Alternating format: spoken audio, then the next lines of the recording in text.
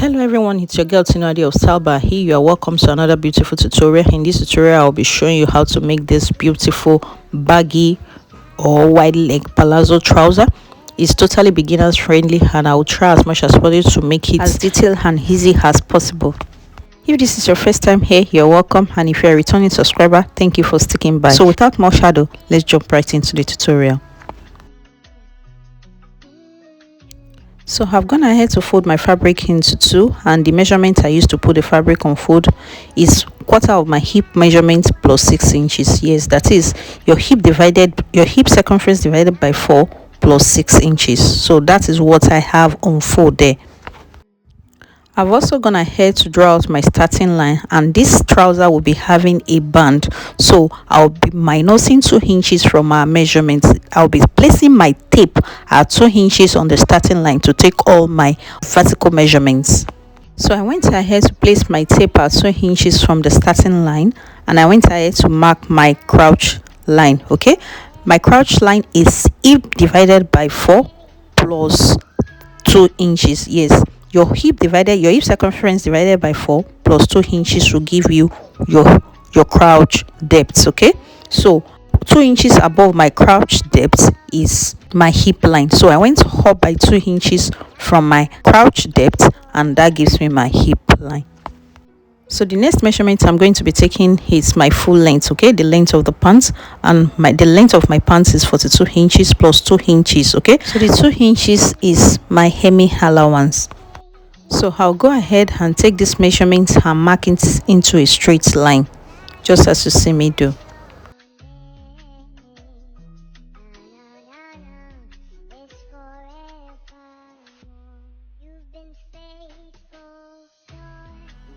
So I didn't know I was off camera when I marked this point, so I'll just go ahead and explain to us. So what I did was to take my quarter of my hip measurements plus 4 inches. Okay, the additional 4 inches is how much ease you want on this jumbo pants. Okay, so you can decide to reduce it or you increase it, but I added 4 inches to quarter of my hip measurement here, and I drew it from my crouch depth up to the waistline, just as you see. And the next thing I'm going to be marking from that line we just drew is our crouch extension. Okay, and I'm going to be getting that by dividing my hip circumference by 16. Okay, because we are dealing with a free pants. If it were to be a fitted pants, I will go ahead and divide by 20, but in this case we divided by the hip measurement by 16 inches.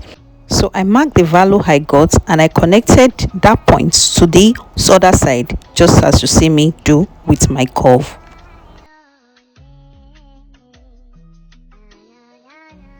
Please try and pay very good attention, because I'm trying as much as possible to make sure that the chalk is marking well on the fabric. So the next thing we are going to do now is to take the total value that we have at that point under our crouch line. We are going to take a total value. You can see where I placed my tape, so we are going to go ahead and take the total value, and I will extend that value out to the length of these pants so that we can create a straight line there.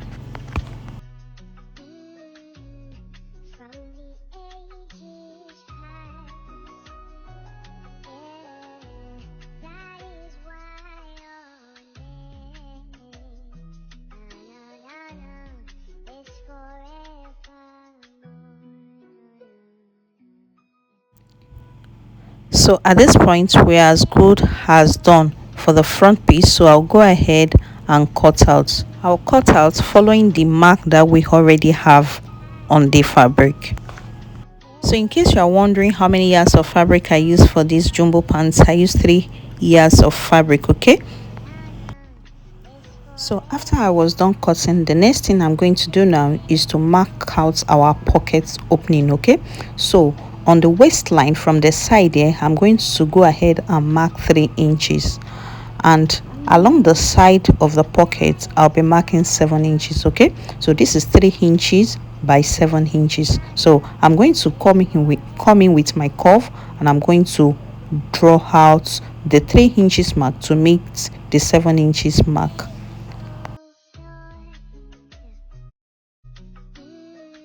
So after I was done marking the pocket opening, I'll go ahead and cut open that part because it's still folded. So I'll go ahead and cut it open so that we can have two separate pieces. So our front is set now, so I'll go ahead and bring in some fabric so that we can cut our back piece. So I've gone ahead to place the front piece on this fabric, okay, and you can see it is folded, and I left 2 inches at the upper part there, and I also make sure that I have up to 4 inches by the side there. So the next thing I'm going to do now is to extend all our horizontal lines out: the waistline, the hip line, and the crotch line. So I'm done with that, and as you can see, like I said earlier, the other piece is folded into 2. Then I went ahead to place my front piece on it, and as you can see, I have not cut the pockets marking out. So you can see the marking is still there, so it is after we are done cutting the back piece that we'll be able to cut it out. The next thing now is the back crotch extension. So, and I'll be getting that by adding 1 inch to the value we got for our crotch extension for the front. For my front crotch extension, I divided my hip by 16. I got 2.5. So in this back case now, I'll be adding 1 to the 2.5, making 3.5. Then I will start from where my front crotch extension ends. Then I'll mark 3.5 inches. So the next thing I'm going to mark now is our back crotch extension, and I will be placing my tape at the end of the front piece there. Yes, and I'll mark 3.5 on the line that we extended out, after which I'll mark 2 inches, like 5 inches below the crotch line there. Yes, I'll mark 2 inches, then up to the hem of the pants. Then I'll connect them together, okay, with my straight ruler, and at that part I'll connect the 3.5 inches to the 2 inches mark with a slight curve using my curved ruler, just like you see me do. Then at the point where her front crotch extension ends, yes, at the point where her front crotch extension ends, I'll go ahead and create a straight line from that point to touch my waistline, just as you see me mark there. Okay, I'll create a straight line. Just place your ruler and follow the point where your front extension ends and create a straight line. In order to create your back crotch curve, okay, at the point where your back crotch extension meets the line you just drew, come out by 1 inch and create your curve, just the way you see me just do. Then the next thing we're going to do is to extend the line that we drew the other time up by 1 inch. Okay, if you have a bigger board, you can go ahead and use 1.5, but in this case I'll be using 1 inch, and I will slant it to meet the waistline, just as you see me do there. And this is called the butt rise. So we're almost done with the cutting. Okay, so the next thing I'm going to do now is to mark my trouser length to the back trouser length, okay, so that it can match up with the front piece. So I'll go ahead and mark it. Then we are as good as done. The next thing I'm going to do is to go ahead and cut out.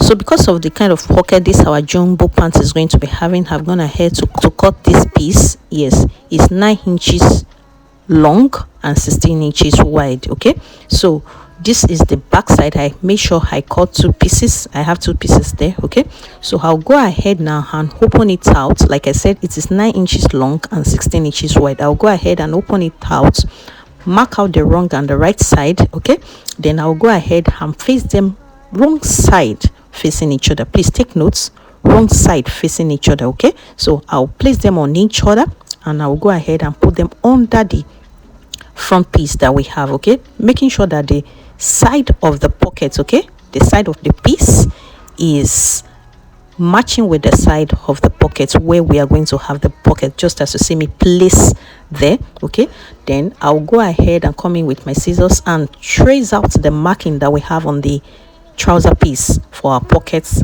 opening. Okay, I'll make sure I cut all the pieces out. Okay, another thing which I didn't remember to show us but I later did was that I needed to come down by 1 inch around the waistline there. Okay, so that we can control the excesses that we have around the crotch parts. Then we have our pocket opening there. Then I'll go ahead and bring out the 2 pieces that we cut for the pockets. Okay, then and I will separate it, making sure that I folded them into 2 equal halves, just as you see me do, so that I can have a crease line. Yes, that crease line is really important because we'll need it later. Okay,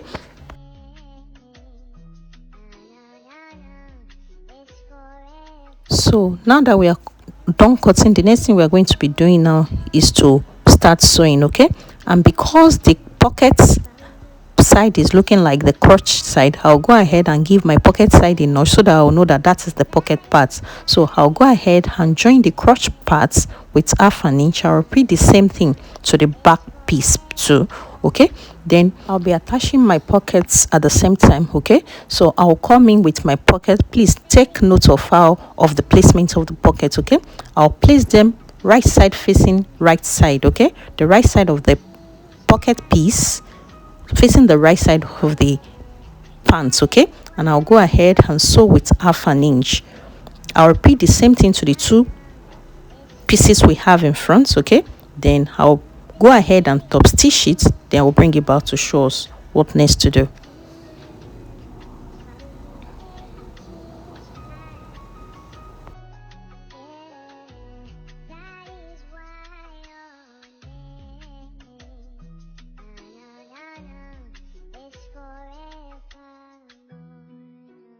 So you're welcome back. I've gone ahead to join the back piece and I went ahead to open press it. Okay, so at this point you should have serged all your pieces. Okay, but as at the time of working on this project there was no lights. In fact, there was no lights in my house for like 3 good months. Okay, so I just went ahead so that nothing is going to stop me from making this tutorial. So as you can see, I've gone ahead to attach my pockets. Okay, and after attaching the pockets I went ahead to give it a notch because we're dealing with a curved part.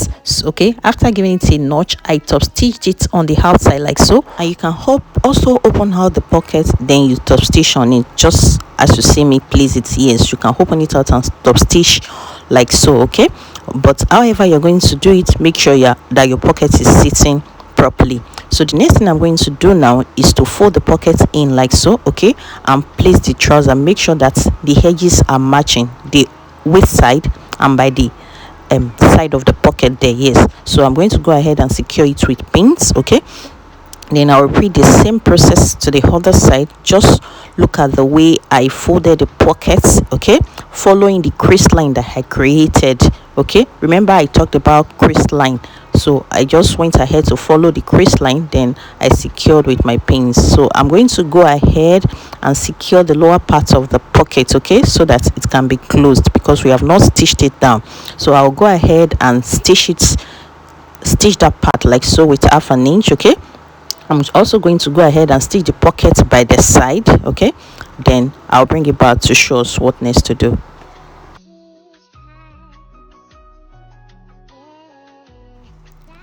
So after closing the pocket, this is what we have. Okay, you can see that our pockets is looking well closed and secured now. Okay, so you can see it. So when you dip your hands inside the pocket now, there's not going to be any opening at the lower parts. Okay, so this is what we have. So the next thing we are going to do now is to come in with our band. I've gone ahead to cut a straight piece using the measurement I have around my waist. Okay, the measurement I have on the front and the back piece, I use it to cut out a band.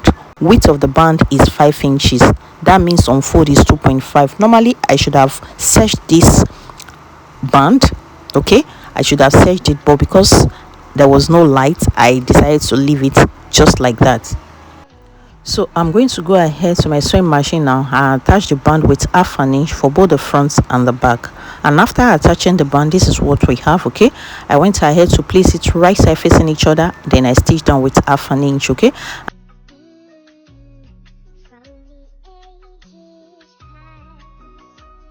so this is the front. This is what I have for the front. I also attach the band to the front piece. So I'm going to go ahead and fold the trouser like so around the waist. Okay, you can see the way I folded it into two using the center, the crouch line. Okay, so I folded it into two, and I also went ahead to fold the band into two. Remember, the band is 5 inches wide. Okay, so folding it into two will be 2.5, but I actually want my band height to be 2 inches, so I added half an inch sewing allowance. Okay, so I'm going to go ahead and fold it into two just the way you see me do.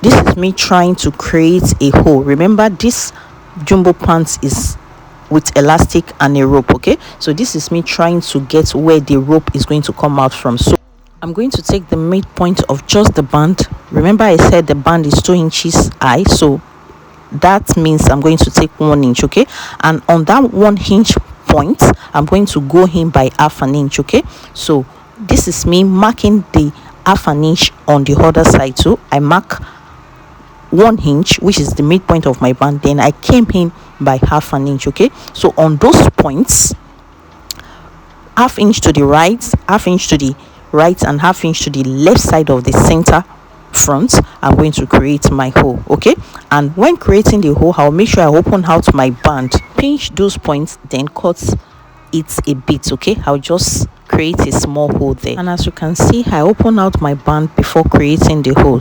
Please take note, this is because we don't want the hole at the back of the band. Okay, I repeated the same thing to the back piece. Okay, I've also gone ahead to attach my band, but without a hole. We only need the hole at the front piece because that's where the rope is going to be coming out from. Okay, so the next thing I'm going to do now is to go ahead and join my trouser, the front and the back pieces together using half an inch. Okay, I will join it from the band. You can see the way I opened out the band. Okay, and I'll stitch it down, making sure that where the band joined to the main trouser piece is aligning on both the front and the back pieces. I'll join the crouch parts. Okay, then I'll also join the side seam with half an inch, then I'll bring it back to show us what next to do.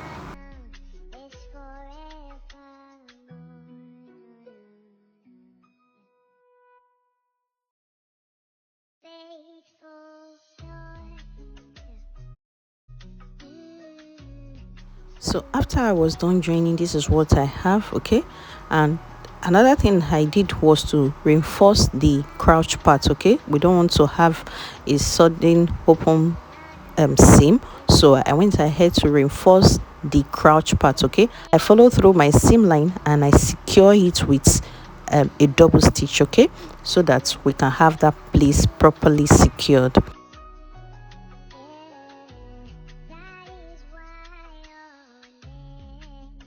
So what next now is to secure our band. Okay, I'll be closing down the band. You can go ahead and fold in the band like so. Okay, and secure it with a stitch. Okay, but I'll be doing a stitch in the ditch method, which is following the joining that I have in front. I'm going to go ahead and open out the band like so. Okay, I'll run a stitch following the stitch we have in front. Okay, I'll just be running it in between the stitch that I have in front there, and it will automatically secure the back band. Okay, the back band, I'll just go ahead and follow in, and it will secure the band at the back. Okay, if you are going for this method, make sure you had already serged your band. Okay, because as at the time I was making this video, there was no light like I said before, so I had to leave the band like so. But if you are going for it, make sure you had already serged your band. Okay, so I'll go ahead and follow the stitch that I have in front. Okay, to secure the band at the back, then I'll bring it back to show us what needs to do. Then I'll be leaving like 1 inch opening where I'll be passing my elastic through and the rope. Okay, so let's go ahead and stitch it, then I'll bring it back to show us how it looks.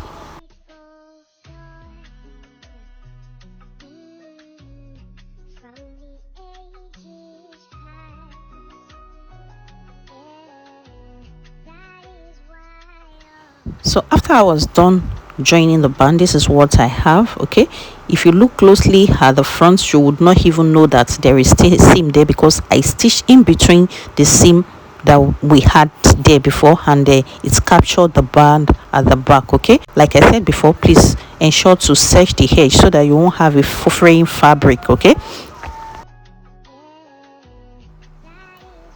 so I also made sure to leave the 1 inch opening where I'll be passing my elastic and my rope through, like I said before. The next thing we're going to do now is to measure out the waist circumference that we have there. Okay, I'm going to go ahead and measure out the waist circumference, which I'll be using to cut my elastic.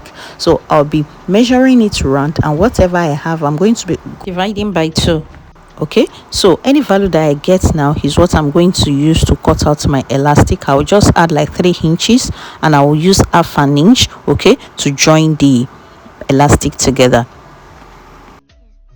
Before we proceed to passing her elastic, I've gone ahead to mark half an inch up and half an inch down on the band, please. Okay, from the band at the upper part, mark an half an inch down, and at the seam allowance where the band joined the main trouser piece, you mark half an inch up. Okay, you draw your line all through the band. Okay, this will guide you when you want to run your stitch on the elastic. Okay, after you might have passed the elastic, we will need to secure the elastic band with stitch. Okay, so that line will serve as a guide. Okay, so this is me passing the elastic now through the opening we created. Okay, so I'll go ahead and pass my elastic around. Mind you, the width of my elastic is 2 inches. Okay,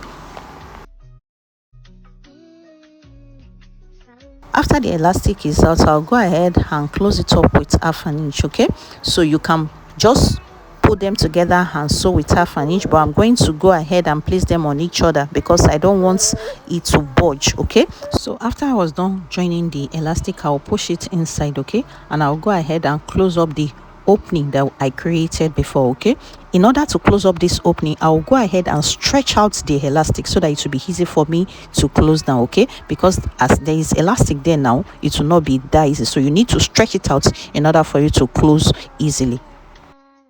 So all done, and our pants is looking cute already. Can you see how the band is looking so nice and neat? So after you might have close up the band, make sure to stretch out. Okay, and when you stretch out, make sure that all the fabric are stretching with your elastic, like there is no excess on the elastic, there's no excess band. Okay, so that by the time you are top stitching on the line that we created, everything will be laying nice and smooth. So the next thing we are going to do now is to follow through the line that we created, the half-inch line up and down on the band. We are going to go ahead and run a stitch on it. It is just to keep the elastic in place. Okay, and after I was done doing that, this is what I have. I've also gone ahead to hem the lower part of the pants.